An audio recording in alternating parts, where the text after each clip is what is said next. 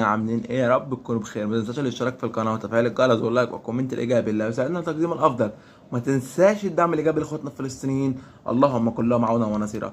المنتخب المصري الاولمبي في افتتاح اولمبياد باريس يتعادل سلبيا مع الدومينيك. منتخب ادى اداء كويس، ولكن تنقصنا يا ميكالي هي اللمسه الاخيره. ردة فعلي قويه جدا، وهنتكلم فيها كمان شويه على فيديو ممتع ان شاء الله. المنتخب ما استحقش الفوز، وتعادل نقطة، ولكن أمام أوزبكستان نطالب بالفوز.